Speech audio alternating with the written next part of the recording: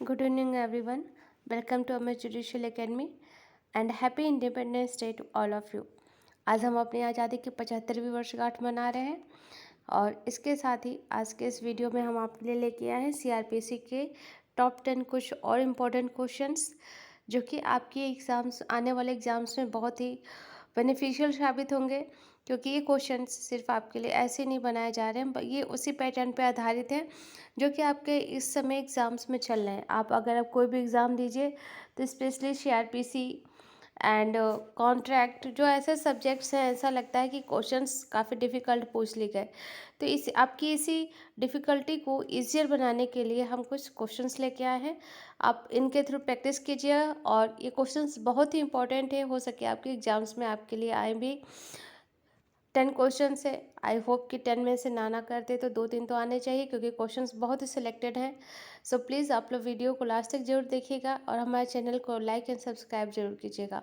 So friends, हम start करते हैं। हमारा पहला क्वेश्चन है, section 162 of the CrPC 1973 is for the protection of. जो भी हमारे हिंदी मीडियम से जुड़े फ्रेंड्स हैं उनके लिए हम पूरा हिंदी में ट्रांसलेट कर देते हैं, इसलिए वो लोग किसी तरह की चिंता ना करें। सीआरपीसी की धारा 162 किसको संरक्षण प्रदान करती है? Number A accused, number 2 witness, number 3 police officer या मजिस्ट्रेट को, अभियुक्त को, साक्षियों को, पुलिस अधिकारियों को या मजिस्ट्रेट को। तो इसका राइट आंसर है विटनेस। धारा 162 सीआरपीसी की जो है विटनेसेस यानी साक्षियों को संरक्षण प्रदान करती है। हमारा नेक्स्ट क्वेश्चन है, under the provisions of CrPC 1973 confession. CrPC की धारा 164 के अंतर्गत कन्फेशन किया जाता है और उसके रिगार्डिंग आपके पास 4 ऑप्शन दिए गए हैं। पूछा गया निम्नलिखित में से कौन सा सही है? Number first, can only be made to the authorised person, सिर्फ प्राधिकृत व्यक्तियों को की जा सकती है। Number second, only the magistrate enjoy the power of recording confession, सिर्फ मजिस्ट्रेट कन्फेशन यानी संस्कृति को रिकॉर्ड करने की शक्ति का प्रयोग करता है। Number 3, made to the police officer are valid, police अधिकारी को की गई संस्कृति वैध होती है। Number 3, made by the accused while in police custody to a police officer is valid, अभियुक्त के द्वारा की गई संस्कृति जबकि वो पुलिस अभिरक्षा में और पुलिस अधिकारी को की गई हो वैध होती है। तो इसका राइट आंसर है बी।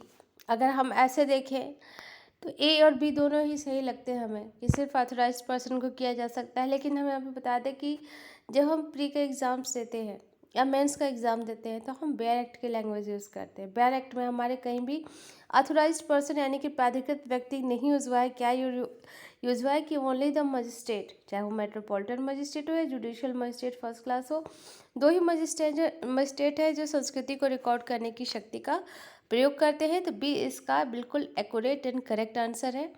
नेक्स्ट क्वेश्चन है, the term taking cognizance under the provisions of CrPC 1973 means, शब्द संज्ञान लिया जाना। सीआरपीसी के अंतर्गत शब्द संज्ञान का लिया जाना से तात्पर्य होता है। Number A, starting a trial, विचारण का प्रारंभ किया जाना। Number B, completing preliminary requirement for starting a criminal trial, प्रारंभिक अपेक्षित विचारण आपराधिक विचारण शुरू किए जाने से पूर्व प्रारंभिक अपेक्षित या अपेक्षाओं का पूरा किया जाना। Number 3, taking notice of the matter judicially, न्यायिक रूप से मामले का संज्ञान लिया जाना या नोटिस में लिया जाना। Number D, an administrative action to decide if criminal trial is required, यह निर्धारित करने के लिए कि आपराधिक विचारण आवश्यक है कोई प्रशासनिक कार्य। तो यहाँ पे जो कॉग्निजेंस वर्ड होता है आपको सीआरपीसी में जगह जगह हर जगह सुनने को लिखा हुआ है कि the magistrate take cognizance, magistrate ही हमेशा कॉग्निजेंस लेता है। ये भी बात आप लोग याद रखनी है। कौन कौन मजिस्ट्रेट ले सकते हैं? Judicial magistrate, metropolitan magistrate, magistrate second class if is specially empowered by high court. ये 3 मजिस्ट्रेट है जो कि आपके कॉग्निजेंस ले सकते हैं। और कॉग्निजेंस का मतलब होता है न्यायिक रूप से मामले को जब मजिस्ट्रेट पहली बार अपना उस पर जब न्यायालय की समझ पहली बार मामला जाता है और मजिस्ट्रेट अपना माइंड अप्लीकेबल करता है, यानी कि जज अपना जब जुडिशियल माइंड अप्लीकेबल करता है किसी मामले पे तो उसे हम बोलते हैं कॉग्निजेंस यानी संज्ञान का लिया जाना। तो सी इसका राइट आंसर है। नेक्स्ट क्वेश्चन है हमारा कि under the provisions of the CrPC 1973 cognizance can be taken of. अब इस क्वेश्चन में आपसे पूछा जा रहा है कि संज्ञान किसका लिया जाता है, सीआरपीसी के अंतर्गत संज्ञान किसका लिया जाता है। नंबर फर्स्ट ऑफेंस का, एक्यूज्ड, विटनेसेस या ऑफेंडर का, अपराध का, अभियुक्त का, साक्षियों का या अपराधी का। तो आपके पास नीचे फिर से ऑप्शन दिए हैं, only first, first and third, first and second, first and fourth. तो अभी मैंने आपसे बात किया है संज्ञान हमेशा अपराध का लिया जाता है, ना तो एक्यूज का, ना ही विटनेस का, ना ही ऑफेंडर का। तो इसका राइट आंसर होगा ए। नेक्स्ट क्वेश्चन है हमारा विच of the following requirements need not be followed under section 200 of the CrPC 1973। Question आप लोग ध्यान से देखिए, इसमें क्या पूछ रहा है, धारा 200 के लिए कौन सी शर्त आवश्यक नहीं है। Number first, the complainant must B examine, परिवादी की अवश्य परीक्षा की गई हो, ये शर्त आवश्यक है। Number second, the examination of the complainant must be under oath, परिवादी की परीक्षा अवश्य शपथ पर की गई हो, ये सेकेंड कंडीशन भी आवश्यक है। तो सेकेंड भी इसका ऑप्शन नहीं होगा। Number third, the accuse must be given an opportunity to be heard, अभियुक्त को सुनवाई का अवसर अवश्य प्रदान किया जाए, ये आपका ऑप्शन सही नहीं है। इसमें एक्यूज्ड को अपॉर्चुनिटी दी जाए सुनवाई की, आवश्यक नहीं है। तो सी इसका करेक्ट आंसर है। और D, A, B and D कि the examination of the complainant must be reduce into writing, परिवादी की जो भी परीक्षा की जाए उसे अवश्य लिखित में अभिलिखित किया जाए। तो ये तीनों कंडीशन ए, बी और जो डी में बताई गई है धारा 200 के लिए आवश्यक है, लेकिन सी कंडीशन आवश्यक नहीं है। तो सी इसका राइट आंसर होगा।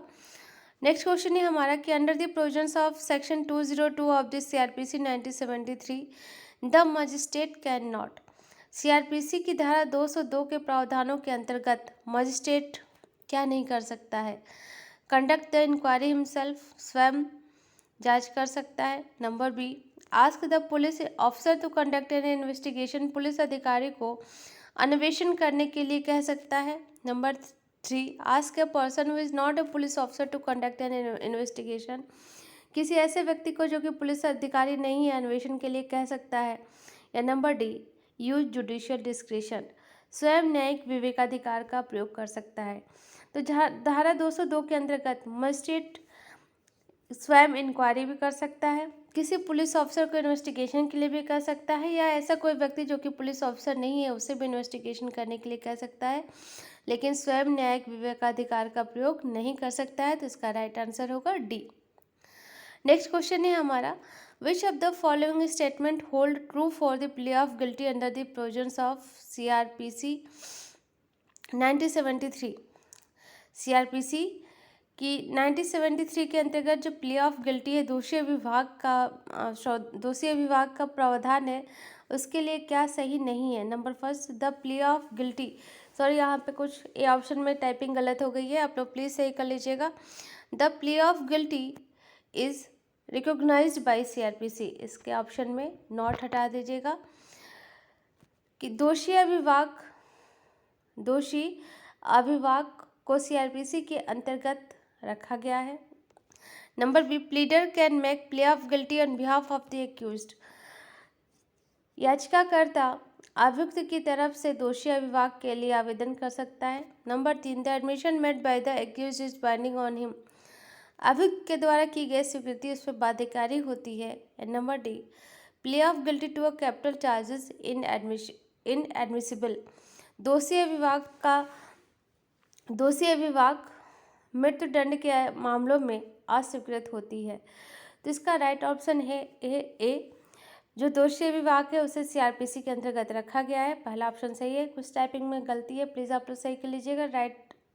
राइट आपका क्या होगा, the plea of guilty is recognised by CrPC, दोषी विभाग को सीआरपीसी के अंतर्गत समाहित किया गया है, ये इसका राइट ऑप्शन है। तो प्लीज़ आप लोग थोड़ी स्पेलिंग मिस्टेक है, आप लोग सही कर लीजिएगा, इट्स अ क्लरिकल मिस्टेक।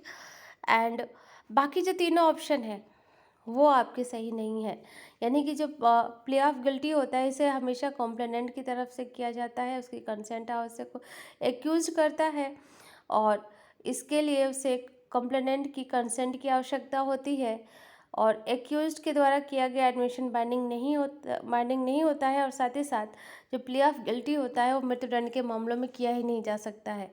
तो ये तीनों गलत है और प्ले ऑफ गिल्टी जो है आपका सीआरपीसी के द्वारा रिकॉग्नाइज किया गया, ये इसका सही आंसर है। नेक्स्ट क्वेश्चन है हमारा, under the provisions of the CrPC 1973 normally a person can not be discharge unless the prosecution evidence has been taken and the magistrate consider for the reason to be recorded that no case is made out against the accused. Which of the following section contains exception to this rule? CrPC के प्रावधानों के अनुसार सामान्यतः एक व्यक्ति को तब तक उन्मोचित नहीं किया जा सकता जबकि अभियोजन का साक्ष्य न लिया जाए और मजिस्ट्रेट ऐसा करने के कारण रिकॉर्ड न कर ले कि अभियुक्त के खिलाफ कोई मामला नहीं बनता है। इस नियम का अपवाद कौन सा रूल है? इस नियम का कौन सी धारा अपवाद है? Section 239, 245, 248 and 203। बहुत इंपॉर्टेंट क्वेश्चन है, हो सकता है आपको उत्तराखंड एपीओ में ये अभी आ भी सकता है। तो इसका राइट ऑप्शन है बी, धारा 245। धारा 245 के अंतर्गत अगर मजिस्ट्रेट को लगता है कि वो प्रोसिक्यूशन विटनेस नहीं देखेगा, पहले ही अगर मजिस्ट्रेट के सामने मामला आता है और उसे लगता है कि कोई सफिशिएंट ग्राउंड ही नहीं है कि एक्यूज के खिलाफ कोई मामला बनता है, तो वहीं पे एक्यूज को रिहा कर देता है। तो 245 इसका राइट आंसर है। नेक्स्ट क्वेश्चन है, the magistrate at his discretion can allow the complainant to withdraw the complaint and acquit the accuse in the case of. Magistrate अपने विवेकानुसार का परिवादी को यह अनुमति प्रदान कर सकता है कि परिवाद को वापस ले ले और अभियुक्त व्यक्ति को वो एक्विट यानी कि रिहा कर सकता है। किन मामलों में? वारंट मामलों में, समन मामलों में, दोनों में या दोनों में से किसी में नहीं। तो इसका राइट ऑप्शन है समन मामलों। समन मामलों में मजिस्ट्रेट के पास ये पावर होती है। नेक्स्ट क्वेश्चन है, in which of the following case it held that the defect resulting from non-compliance of section 275 of the CRPC 1973 in the absence of actual or possible failure of justice is curable under section 464 and 465 of the CRPC। निम्नलिखित में से किस मामले में निर्णित किया गया कि धारा 275 का पालन नहीं किया जाना? यदि धारा 275 का पालन नहीं किया जाना और जबकि इससे वास्तविक रूप से न्याय का अंत ना होता हो तो इसे धारा 464 और 465 सीआरपीसी के अंतर्गत सही किया जा सकता है या शोध किया जा सकता है। केस है आपके सामने Nain Singh versus Nain Singh. Number B है Ramdayal versus municipal corporation of Delhi. Number 3 है Abdul Rahman versus Simran. Number D है Ranjit Singh versus state of UP. तो इसका राइट आंसर है अब्दुल रहमान वर्सेस जिम्फर। इंपॉर्टेंट केस है एंड न्यू केस है और लीडिंग केस है, फर्स्ट टाइम ऐसा जजमेंट आया है। तो ये Abdul Rahman versus state emperor का मामला है, तो इसे आप लोग जरूर याद कर लीजिएगा। सो फ्रेंड्स, आज आपको हमारा वीडियो कैसा लगा प्लीज़ हमें ज़रूर बताइएगा और आप हमसे जुड़े रहने के लिए आप हमें ऊपर दिए गए नंबर पे 7827635273 पे आप हमें कॉल भी कर सकते हैं। इसी नंबर पे आप हमें व्हाट्सएप करके भी जुड़ सकते हैं और साथ ही साथ आप हमारे इस मेल आईडी पे कांटेक्ट करके आप हमसे जुड़ सकते हैं। Thank you friends for watching video and एक ही साथ हम आपको ये भी बता दें कि आज आपके डिस्क्रिप्शन बॉक्स में हम आपको एक लिंक प्रदान कर रहे हैं जिसमें कि उत्तराखंड एपीओ का फ्री ऑफ कॉस्ट ग्रुप चलाया जा रहा है। यदि आप में से कोई से ज्वाइन करना चाहता है तो आप हमसे जुड़ सकते हैं। Thank you friends.